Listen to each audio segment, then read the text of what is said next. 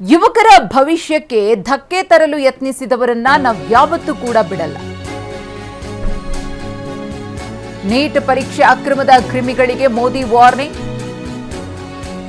Neat ಪ್ರಶ್ನೆ ಪತ್ರಿಕೆ ಸೋರಿಕೆಯಲ್ಲಿ ಭಾಗಿಯಾದವರಿಗೆ ಕಠಿಣ ಶಿಕ್ಷೆಯನ್ನ ನೀಡಲು ಫಾಸ್ಟ್ ಟ್ರ್ಯಾಕ್ ಕೋರ್ಟ್ ಅನ್ನು ಸ್ಥಾಪನೆ ಮಾಡಲಾಗಿದೆ. ಕ್ರಮ ಕೈಗೊಳ್ಳಲು ಅಧಿಕಾರಿಗಳಿಗೆ ಸೂಚನೆಯನ್ನ ನೀಡಲಾಗಿದೆ. ವಿದ್ಯಾರ್ಥಿಗಳ ಹಿತಾಸಕ್ತಿಯನ್ನ ರಕ್ಷಿಸಲು ಕ್ರಮ ತೆಗೆದುಕೊಳ್ಳುತ್ತೇವೆ.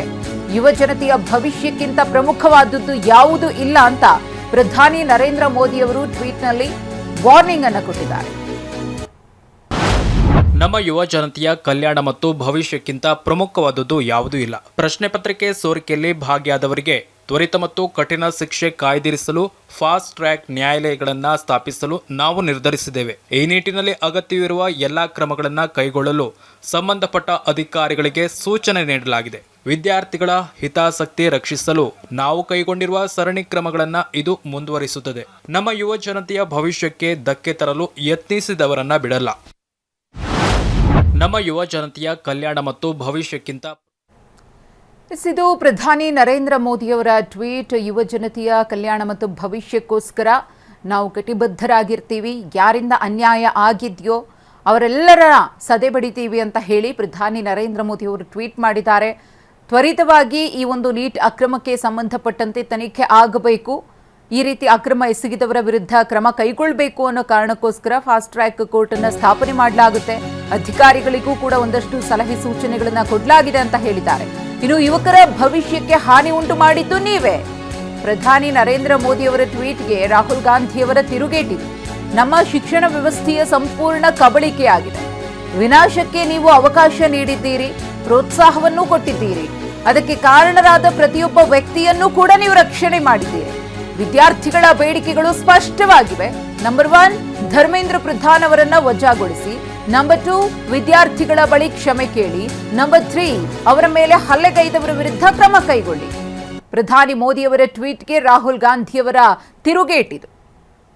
ಯುವಕರ ಭವಿಷ್ಯಕ್ಕೆ ಧಕ್ಕೆ ತಂದವರನ್ನ ಸುಮ್ಮನೆ ಬಿಡೋದಿಲ್ಲ ಅಂತ ಹೇಳಿ ಮೋದಿಯವರು ಏನು ಟ್ವೀಟ್ ಮಾಡಿದ್ರು ಆ ಟ್ವೀಟ್ಗೆ ತಕ್ಷಣವೇ ಮರು ಟ್ವೀಟ್ ಮಾಡಿ ತಿರುಗೇಟನ್ನ ಕೊಟ್ಟಿದ್ದಾರೆ ರಾಹುಲ್ ಗಾಂಧಿಯವರು.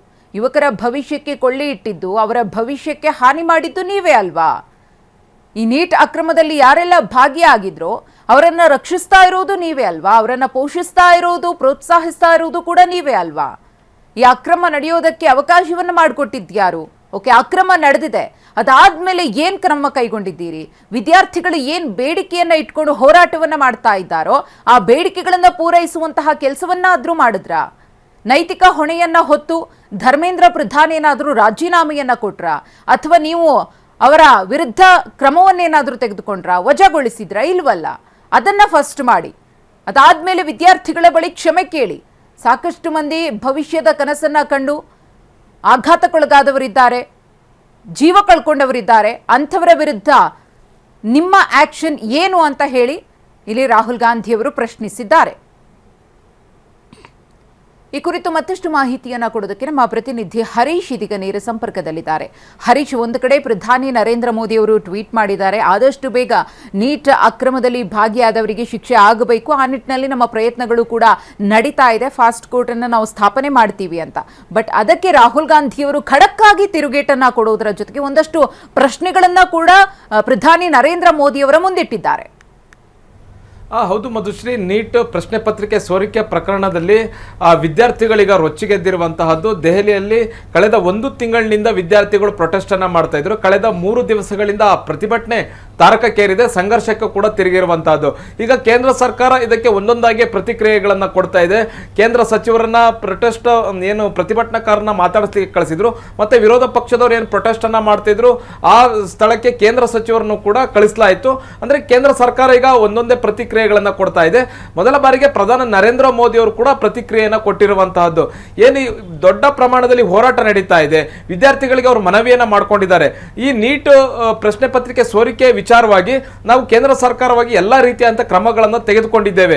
ಯಾರ್ಯಾರನ್ನೆಲ್ಲ ಬಂಧಿಸಬೇಕು ಅನ್ನುವಂತ ಬಂಧಿಸಿದ್ದೀವಿ, 13 ಜನರನ್ನ ನಾವು ಬಂಧಿಸಿದ್ದೀವಿ ಅನ್ನುವಂಥದ್ದನ್ನ ಪ್ರಧಾನಿ ನರೇಂದ್ರ ಮೋದಿ ಅವರು NDA ಸಂಸದರ ಸಭೆಯಲ್ಲಿ ಕೂಡ ಹೇಳಿದರು. ಈಗ ಒಂದು ಹೆಜ್ಜೆ ಮುಂದೆ ಹೋಗಿ ಯಾರ್ಯಾರನ್ನ ವಿರುದ್ಧ ಕ್ರಮ ಕೈಗೊಳ್ಳಲಾಗಿದೆ, ಇವರ ಕೋರ್ಟ್ ವಿಚಾರಣೆ ಏನಿದೆ ಇದು ತ್ವರಿತಗತಿಯಲ್ಲಿ ಆಗಬೇಕಾಗಿದೆ. ಹೀಗಾಗಿ ಫಾಸ್ಟ್ ಟ್ರ್ಯಾಕ್ ಕೋರ್ಟ್ಗಳನ್ನ ನಿರ್ಮಿಸ್ತೇವೆ, ಫಾಸ್ಟ್ ಟ್ರ್ಯಾಕ್ ಕೋರ್ಟ್ಗಳಲ್ಲಿ ಈ ವಿಚಾರಣೆಯನ್ನ ಮಾಡ್ತೇವೆ. ಯಾರ್ಯಾರು ತಪ್ಪಿಸ್ತಿದ್ದಾರೆ ಅವರಿಗೆ ಆದಷ್ಟು ಬೇಗ ಶಿಕ್ಷೆಯನ್ನ ಮತ್ತೆ ಕಠಿಣ ಶಿಕ್ಷೆಯನ್ನ ನಾವು ಕೊಡ್ತೀವಿ ಅನ್ನುವಂಥದ್ದನ್ನ ಪ್ರಧಾನಿ ನರೇಂದ್ರ ಮೋದಿ ಅವರು ವಿದ್ಯಾರ್ಥಿಗಳಿಗೆ ಭರವಸೆಯನ್ನ ನೀಡಿರುವಂತಹದ್ದು.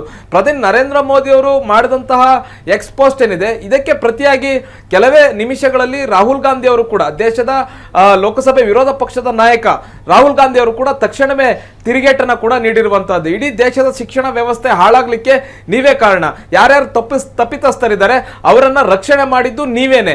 ಇಂತಹ ಸಂದರ್ಭದಲ್ಲಿ ಧರ್ಮೇಂದ್ರ ಪ್ರಧಾನ್ ಅವರ ರಾಜೀನಾಮೆ ಕೊಡಬೇಕು, ಮತ್ತೆ ಇಡೀ ದೇಶದ ವಿದ್ಯಾರ್ಥಿಗಳ ಕ್ಷಮೆಯನ್ನ ಕೇಳಬೇಕು, ಮತ್ತೆ ಯಾವ್ಯಾವ ವಿದ್ಯಾರ್ಥಿಗಳ ಮೇಲೆ ಜಂತರ್ ಮಂತರ್ನಲ್ಲಿ ಪೊಲೀಸರು ಹಲ್ಲೆ ಮಾಡಿದ್ದಾರೆ ಅವರ ವಿರುದ್ಧ ಕೂಡ ಕ್ರಮ ಕೈಗೊಳ್ಳಬೇಕು ಅನ್ನುವಂತಹ 3 ಬೇಡಿಕೆಗಳನ್ನ ರಾಹುಲ್ ಗಾಂಧಿ ಅವರು ಮುಂದೆ ಇಟ್ಟಿರುವಂತಹದ್ದು. ಮತ್ತೆ ವಿದ್ಯಾರ್ಥಿ ಪ್ರತಿಭಟನಾಕಾರರು ಕೂಡ ಇದೇ ಬೇಡಿಕೆಗಳನ್ನ ಕೇಂದ್ರ ಸರ್ಕಾರದ ಮುಂದೆ ಇಡ್ತಾ ಇದ್ದಾರೆ. ಧರ್ಮೇಂದ್ರ ಪ್ರಧಾನ್ ಅವರನ್ನ ನೀವು ಯಾಕೆ ಬಚಾವ್ ಮಾಡ್ತಾ ಇದ್ದೀರಿ, ಅವರನ್ನೇ ನೇರವಾಗಿ ನೈತಿಕ ಹೊಣೆ ಹೊತ್ತು ಅವರ ರಾಜೀನಾಮೆಯನ್ನ ಪಡಿಬೇಕು ಅನ್ನುವಂತ ನಿಟ್ಟಿನಲ್ಲಿ ವಿದ್ಯಾರ್ಥಿಗಳು ಕೂಡ ಪ್ರೊಟೆಸ್ಟ್ ಅನ್ನ ಮಾಡ್ತಾ ಇದ್ದಾರೆ. ಇವತ್ತು ಸಂಸತ್ ಅಧಿವೇಶನ ಇವತ್ತು ಕೂಡ ನಡೆಯುತ್ತೆ, ರಾಜ್ಯಸಭೆ ಲೋಕಸಭೆಯಲ್ಲೂ ಕೂಡ ಇದೇ ವಿಚಾರ ಪ್ರಸ್ತಾಪ ಆಗುವಂತಹ ಸಾಧ್ಯತೆ ಇದೆ.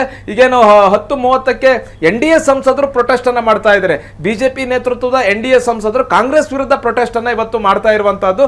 ಕಾಂಗ್ರೆಸ್ ಇಲ್ಲ ಸಲ್ಲದ ಆರೋಪಗಳನ್ನ ಮಾಡ್ತಿದೆ, ವಿದ್ಯಾರ್ಥಿಗಳನ್ನ ರಾಜಕೀಯವಾಗಿ ಕಾಂಗ್ರೆಸ್ ಬಳಸ್ಕೊಳ್ತಿದೆ ಅನ್ನುವಂತ ನಿಟ್ಟಿನಲ್ಲಿ ಆರೋಪವನ್ನ ಮಾಡಿ ಬಿಜೆಪಿಯ ಸಂಸದರು ಕೂಡ ಇವತ್ತು ಸಂಸತ್ ಆವರಣದಲ್ಲಿ ಪ್ರತಿಭಟನೆಯನ್ನ ಮಾಡುವಂತಹದ್ದು.